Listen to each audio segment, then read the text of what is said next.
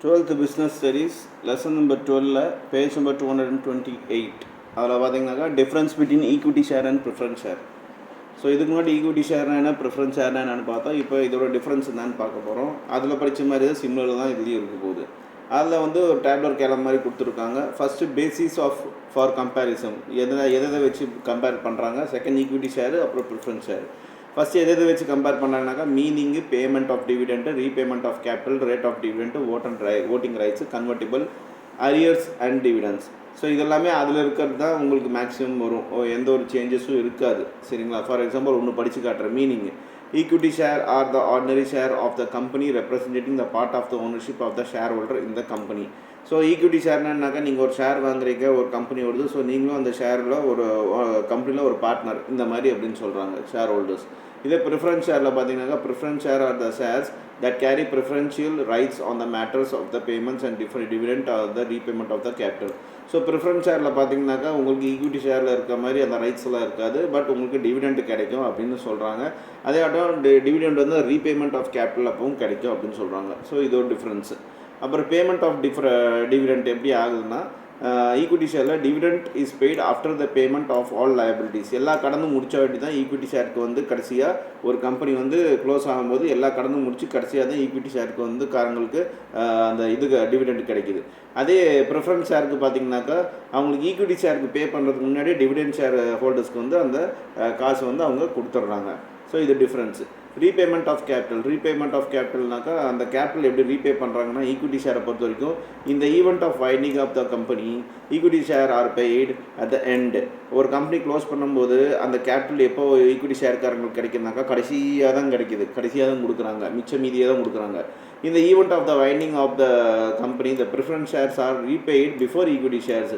இதே preference share நீங்கள் ஹோல்டராக இருந்தீங்கன்னாக்கா ஈக்விட்டி ஷேர்காரங்களுக்கு கொடுக்கறதுக்கு முன்னாடியே உங்களுக்கு செட்டில் பண்ணிவிடுவாங்க அந்த கம்பெனி க்ளோஸ் ஆகும்போது அப்படின்னு சொல்கிறாங்க. ரேட் ஆஃப் டிவிடெண்ட் வந்து ஈக்விட்டி ஷேருக்கு வந்து ஒரே மாதிரி இருக்காது, ஃப்ளக்சுவேட் ஆகிட்டே இருக்கும். அதே ப்ரிஃபரன்ஸ் ஷேர் நீங்கள் வாங்கியிருந்தீங்கன்னாக்கா ஃபிக்ஸடாக இருக்கும், இந்த இவ்வளோ தான் அப்படின்ட்டு ஃபிக்ஸடாக இருக்கும், கடைசி வரைக்கும் டிவிடெண்ட் வந்துகிட்டே இருக்கும். ரிடம்ஷன் ஈக்விட்டி ஷேர்லேயும் கிடையாது, அதான் ப்ரிஃபரன்ஸ் ஷேரில் ரிடம்ஷன் இருக்குது, அந்த ஷேர்ஸை ரிடம் பண்ணிக்கலாம். ஓட் ஆஃப் ரைட் பார்த்தீங்கன்னாக்கா ஈக்விட்டி ஷேர்காரங்களுக்கு இருக்குது. அதே ப்ரிஃபரன்ஸ் ஷேர்காரங்களுக்கு பார்த்தீங்கன்னாக்கா எந்த ஒரு அந்த மாதிரி இது கிடையாது. ஆனால் சில ஸ்பெஷலான தருணங்களில் சுச்சுவேஷனில் அவங்க ஓட்டு போட முடியும் அப்படின்னு சொல்கிறாங்க. கன்வெர்ட்டிபிள் ஈக்விட்டி ஷேருக்கு எப்பயுமே கன்வெர்ட் பண்ணவே முடியாது. அது ப்ரிஃபரன்ஸ் ஷேருக்கு வந்து ஈக்விட்டி ஷேராக கன்வெர்ட் பண்ண முடியும் அந்த ஒரு வேலிடிட்டி டேட் முடிச்சாட்டி. அரியர்ஸ் ஆஃப் டிவிடெண்ட்ஸ், அதாவது டிவிடெண்ட் ஏதாவது அரியர் பெண்டிங் இருக்குனாக்கா equity share holder have no rights to get the arrears of the dividends for the previous years. இப்போ ப்ரீவியஸ் இயர்ஸில் ஏதாவது அரியர்ஸ் இருந்துச்சு, அதாவது கம்பெனிக்காரங்க தர வேண்டிய டிவிடெண்ட் இருந்துச்சுனாக்கா ஈக்விட்டி ஷேருக்காக அதை கிளைம் பண்ண முடியாது. அதே ப்ரிஃபரன்ஸ் ஷேரை வச்சுருந்தீங்கனாக்கா உங்களுக்கு அந்த இயருக்கு உண்டான டிவிடெண்ட்டு சப்போஸ் கொடுக்கலனாக்கா உங்களுக்கு அது குமுலேட்டிவாக வந்து ஷேர்ஸாக உங்களுக்கு நெக்ஸ்ட் இயர்ஸுக்கு கொடுத்துருவாங்க. இது ஒரு டிஃப்ரென்ஸ். ஸோ இதுதான் பார்த்தீங்கன்னாக்கா difference between equity share and preference shares. அடுத்தது பார்த்தீங்கன்னா டெப் இஷ்யூஸ், டிபென்ச்சர்ஸ்ன்னு சொல்கிறாங்க. டிபென்ச்சர்ஸ்னால் என்னென்னு பார்ப்போம். The company can raise long term funds by issuing debentures that carry assurance rate of returns for investors in the form of fixed rate of interest. It is known as the debt capital or borrowed capital of the company. The debentures is a written acknowledgement of money borrowed. It is specified the terms and conditions such as rate of interest, time of repayment, security of offered, etc. These are offered to the public to subscribe in the same manner as it is done in the case of shares. So debentures பார்த்தீங்கன்னாக்கா இது ஒரு long டேர்மான ஒரு fund. இது வந்து டிபென்ச்சராக பார்த்தீங்கன்னாக்கா உங்களுக்கு இன்வெஸ்டர்ஸ்க்கு வந்து fixed ரேட்டில் இந்த இன்ட்ரெஸ்ட்டில் வந்து கொடுக்குறாங்க. இது டெப்ட் கேபிட்டல் இல்லாட்டி borrowed கேபிட்டலாக கூட சொல்லலாம். இந்த டிபென்ச்சர்ஸ் வந்து உங்களுக்கு ஒரு அக்னாலஜ்மெண்ட்டில் மணி வாங்குறது borrow பண்ணுறதுக்காக இது வந்து எழுதியிருப்பாங்க. அதே ஆகட்டும் இதில் ஒரு சில டேர்ம்ஸ் அண்ட் கண்டிஷன்ஸ் இருக்குது. என்னென்னா அதற்கு இன்ட்ரெஸ்ட் ஆகட்டும், இல்லை அந்த பேமெண்ட் டைம் ஆஃப் பேமெண்ட் ஆகட்டும், இல்லாட்டி செக்யூரிட்டி ஆஃபர்டு அதுக்கு உண்டான செக்யூரிட்டி சேஃப்டி ஆகட்டும், இதெல்லாமே ஒரு ஸ்பெசிஃபிக் டேர்ம்ஸ் அண்ட் கண்டிஷன்ஸ் தான் அதில் இருக்கும் அப்படின்னு சொல்லுவாங்க. இது வந்து உங்களுக்கு பப்ளிக் வந்து சப்ஸ்கிரைப் பண்ணுறதுக்கு இது ஒரு ஷேர்ஸ் மாதிரி ட்ரீட் பண்ணுறாங்க இந்த டிபென்ச்சர்ஸ். அப்புறம் இந்த debentures holders are the creditors of the company and are entitled to get interest irrespective of the profit earned by the company. They do not have any voting rights, so they do not interfere in the day-to-day management of the business. Ordinary debentures are fully secured in case of company fails to pay interest on the debentures or repay the principal amount, the debentures holders can recover it from the sale of the asset. இந்த debentures ஹோல்டர்ஸ்ங்கிறது இவங்க எல்லாமே கம்பெனிக்கு ஒரு creditors மாதிரி அவங்க வந்து இருக்கிறாங்க. இவங்களுக்கு ஓட்டு போடுறதுக்கு எந்த ஒரு ரைட்ஸும் கிடையாது. அதே ஆட்டம் அதனால் இவங்க வந்து கம்பெனியில் நடக்கிற மேனேஜ்மெண்ட்டில் நடக்கிற டே டு டே விஷயத்தை வந்து பார்க்கணுன்னு அவசியம் கிடையாது. அதில் இருக்க விஷயத்தை கேட்கவும் முடியாது அப்படின்னு சொல்கிறாங்க. இவங்களுக்கு அந்த இன்ட்ரெஸ்ட்டோ சரி இல்லை டிபென்ச்சர் ரீபேமெண்ட்டும் சரி கடைசீட்டில் இவங்களுக்கு தான் ஃபஸ்ட் ப்ரிஃபரன்ஸ் தான் கொடுக்குறாங்க. அதாவது அந்த கம்பெனி அசெட் வித்தாவது இவங்களுக்கு செட்டில் பண்ணி ஆகணும்னு சொல்கிறாங்க. இப்போ மெரிட்ஸ் ஆஃப் டிபென்ச்சர்ஸோட அட்வான்டேஜஸ் என்ன அப்படின்னா, debentures are secured loans on winding up the company. They are repayable before making any payment to the equity of the preference shareholders. ஒரு கம்பெனி வந்து தீவால் ஆகிடுச்சு அப்படின்னா, க்ளோஸ் ஆகிடுச்சு அப்படின்னாக்கா இந்த டிபென்ச்சர்ஸ்காரங்களுக்கு இதுதான் ஃபஸ்ட்டு ப்ரிஃபரன்ஸ் கொடுப்பாங்க, செட்டில் பண்ணுவாங்க. இதுதான் அடிக்கடி இதே பாயிண்ட்ஸ் தான் வரும். The debentures holders get assured return irrespective of profit. இந்த டிபென்ச்சர்ஸ் ஹோல்டர்ஸ்க்கு பார்த்தீங்கன்னாக்கா அந்த கம்பெனி ப்ராஃபிட்லேருந்து ரெகுலராக ஒரு ப்ராஃபிட் இன்கம் வந்துகிட்டே இருக்கும். The issue of debenture enables the company to provide high return to equity shareholders when the earning of the company are good. This is called trading on equity. இந்த டிபென்ச்சர்ஸ்காரங்களுக்கு பார்த்தீங்கன்னாக்கா, debenture share ஹோல்டர்ஸ்க்கு பார்த்தீங்கன்னாக்கா company நல்ல profit கொடுக்குற வரைக்கும் அவங்களுக்கு வந்து நல்ல ஒரு ரிட்டர்ன் கிடைக்கும். இதுதான் என்ன சொல்லுவாங்க, ட்ரேடிங் ஆன் ஈக்விட்டி அப்படின்னு சொல்லுவாங்க. Debentures holders have no rights to either to vote or take a part of the management of the company. So by issuing debentures, the company raises additional capital without diluting control over its management. இப்போ ஒரு company வந்து debentures share holder shares கொடுக்குறாங்கனாக்கா அந்த கம்பெனிக்கு என்ன plus பாயிண்ட்னாக்கா அவங்க கேள்வி கேட்க முடியாது இவங்க. ஏன்னா டிபென்ச்சர்ஸ் ஹோல்டர்ஸ்க்கு ஒரு ரைட்ஸ் கிடையாது டே டு டேயில் மேனேஜ்மெண்ட்டில் என்ன நடக்குது அப்படின்னு கேட்கறதுக்கு அப்படின்னு சொல்கிறாங்க.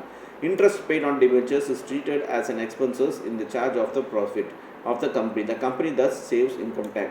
இப்போ இந்த டிபென்ச்சர்ஸ் ஹோல்டர்ஸ்க்கு அவங்க கொடுக்குற இன்ட்ரெஸ்ட் எல்லாமே பார்த்தீங்கன்னாக்கா செலவு கணக்கில் தான் அவங்க யார் கம்பெனிக்காரங்க இன்கம் டேக்ஸில் ஃபைல் பண்ணுறாங்க. அதனால் அவங்களுக்கு இன்கம் டேக்ஸ் பெனிஃபிட்ஸும் கிடைக்குதுன்னு தாங்க.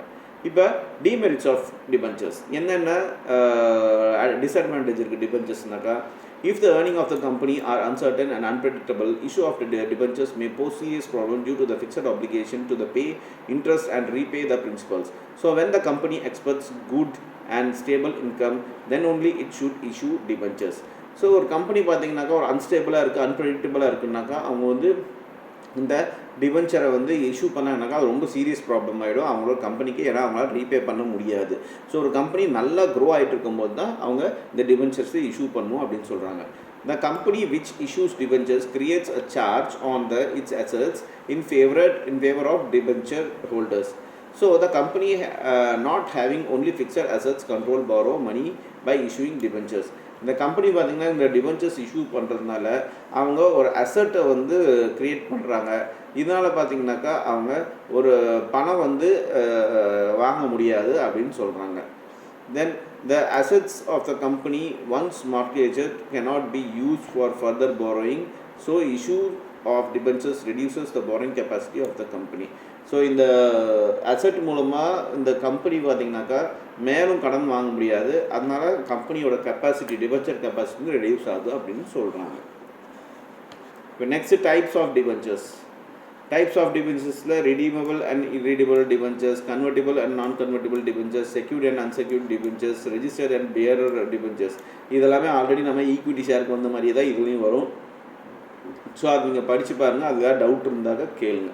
சரியா, எல்லாம் சேம் ஒன்றே தான். இதில் வந்து ரெஜிஸ்டர்ட் அண்ட் பியரர் டிபென்ச்சர்ஸ் இது ஒன்று தான் வித்தியாசம் வருது. அது மட்டும் நான் சொல்கிறேன். For registered and debentures the issuing company maintains the record of the debentures holders. Any sale of the transfer of such debentures must be registered with the company. On the other hand, bearer debentures are just like a negotiable instrument and transferable by mere delivery. The company keep no records and such debentures holders. Interest coupons are attached to them and anybody can produce the coupon to get the interest. So இந்த registered debentures வந்து என்னென்னாக்கா ஒரு company வந்து issue பண்ணும்போது அவங்க வந்து record maintain பண்ணுறாங்க. இதுதான் debentures ஹோல்டர்ஸ்க்கு. அதே ஆட்டம் பார்த்தீங்கன்னா எந்த ஒரு சேல் ட்ரான்ஸ்ஃபரும் இந்த ரெஜிஸ்டர் கம்பெனி பண்ணிச்சுனாக்கா அது வந்து என்ன சொல்கிறாங்க, டிபென்ச்சர்ஸ்னு சொல்கிறாங்க. இது பியரர் டிபென்ச்சர்ஸ் அப்படின்னா என்னன்னாக்கா இதுக்கு ஒரு அக்ரிமெண்ட்டோ இல்லை அக்னாலஜ்மெண்ட்டோ இருக்காது. அவங்க வந்து அந்த இன்ட்ரெஸ்ட் வந்து எப்போ வேணாலும் வாங்கிக்கலாம், விற்று வந்து கம்பெனி வந்து இன்ட்ரெஸ்ட் வாங்கிக்கலாம் அப்படின்னு சொல்லுவாங்க. இதில் ஒரு கூப்பன் அட்டாச் பண்ணி இருக்கோ அதை ப்ரொடியூஸ் பண்ணி அந்த பியரர் டிபென்ச்சர்ஸ் வந்து அந்த இன்ட்ரெஸ்ட்டை வாங்கிக்கலாம் அப்படின்னு சொல்கிறாங்க. After having some idea about shares and debentures, let us find out the difference between them. இப்போ ஷேர்ஸும் டிபென்ச்சர்ஸ் பற்றி உங்களுக்கு ஒரு டீட்டெயில்ஸ் தெரிஞ்சிருக்கும். இப்போ அதில் ஒரு டிஃப்ரென்ஸ் என்னன்னு பார்க்க போகிறோம். ஸோ ஃபஸ்ட்டு பார்த்தீங்கன்னாக்கா பேசிஸ், ஷேர்ஸ், டிபென்ச்சர்ஸ்னு போட்டிருக்கு. Basis status, nature of returns and investment, rights, security, order of payment, risk இருக்குது. ஸோ அது என்னென்னு நம்ம இப்போ டிஸ்கஸ் பண்ணலாம். ஃபஸ்ட்டு பார்த்தீங்கன்னாக்கா status. Shareholders are the owners of the company. They provide ownership capital which is non-refundable unless the company is liquidated. So shareholders தான் owner, கம்பெனியோட owner அது மாதிரி ட்ரீட் பண்ணலாம். அவங்க கம்பெனி இருக்கிற வரைக்கும் பார்த்தீங்கன்னாக்கா அவங்க இருப்பாங்கன்னு சொல்கிறாங்க. Debentures holders are the creditors of the company. Debentures holders யாருனாக்கா இவங்க வந்து கம்பெனிக்கு கடன் கொடுத்த மாதிரி இருக்கும், இவங்க வந்து லோன் கொடுத்த மாதிரி ஒரு கணக்கில் வச்சுருப்பாங்க. அவங்களுக்கு வந்து ஃபிக்ஸடான ஒரு இன்ட்ரெஸ்ட்டு வந்து பே பண்ணிகிட்டே இருப்பாங்க company. Nature of return of investment. Share ஹோல்டர்ஸ்க்கு என்ன கிடைக்குது, அவங்களுக்கு ப்ராஃபிட்டுக்கு தகுந்த மாதிரி டிவிடெண்ட் கிடைக்குது. அதே டிபென்ச்சர்ஸ்காரங்களுக்கு என்ன கிடைக்குது, அவங்களுக்கு கம்பெனி வந்து ஃபிக்ஸட் இன்ட்ரெஸ்ட் வந்து ரிட்டர்ன்ஸாக கொடுக்குறாங்க. கம்பெனி லாஸில் ஆனாலும் அவங்க வந்து கொடுத்து தான் ஆகணும். இந்த டிபென்ச்சர்ஸ் ஹோல்டருக்கு ஃபிக்ஸடான இன்கம் கொடுத்து தான் ஆகணும். தென் ரைட்ஸ். ஷேர் ஹோல்டர்ஸ்க்கு பார்த்தீங்கன்னாக்கா கம்பெனியில் ஓட் பண்ணுற ரைட்ஸ் இருக்குது, ஏதாவது பாலிசிஸ் சேஞ்ச் ஆகுனாக்கா. அதே டிபென்ச்சர்ஸ் ஹோல்டர்ஸ்க்கு பார்த்தீங்கன்னாக்கா அவங்களுக்கு மீட்டிங் அட்டன் பண்ணலாம், பட் ஓட்டு போகிறதுக்கு ரைட்ஸ் கிடையாது அப்படின்னு சொல்கிறாங்க. Then security. ஷேர் ஹோல்டர்ஸ்க்கு security, no security is required, கொடுக்கறது கிடையாது எந்த கம்பெனியும். அதே டிபென்ச்சர்ஸ்க்கு பார்த்தீங்கன்னாக்கா ஒரு ஃபிக்ஸட் அசெட்டை வச்சு அவங்க கம்பெனி ஏதாவது லாஸ் ஆச்சுனாக்கா திருப்பி ரீஃபண்ட் பண்ணுவாங்கிற ஒரு செக்யூரிட்டி இருக்குது. Order of repayment. Share holders share capital is pay back only after paying the debentures. So ஏதாவது கம்பெனி வந்து லாஸ் ஆகிடுச்சுனாக்கா ஷேர் ஹோல்டர்ஸ்க்கு வந்து கடைசியாக தான் பே பண்ணுவாங்க, ஃபஸ்ட்டு டிபென்ச்சர்ஸ்காரங்க தான் கொடுப்பாங்க. அதே டிபென்ச்சர்ஸ் ஹோல்டர்ஸ்க்கு பார்த்தீங்கன்னாக்கா அவங்களுக்கு ப்ரையாரிட்டி இருக்குது. ஷேர் ஹோல்டர்ஸ் முன்னாடியே இந்த டிபென்ச்சர்ஸ்காரங்களுக்கு அவங்க கடனை அடைப்பாங்க. யார், கம்பெனிக்காரங்க. ரிஸ்க்கு. ஷேர் ஹோல்டர்ஸ் வந்து ஹை ரிஸ்க் இருக்குது, அதோட ஹை ரிட்டர்ன்ஸ் இருக்குது. அதே டிபென்ச்சர்ஸில் பார்த்தீங்கன்னாக்கா லோ ரிஸ்க் இருக்குது, ஆனால் பார்த்தீங்கன்னா ரிட்டர்ன்ஸும் அதுக்கு மாதிரி கம்மியாக இருக்குது. இதுதான் difference between shares and debentures.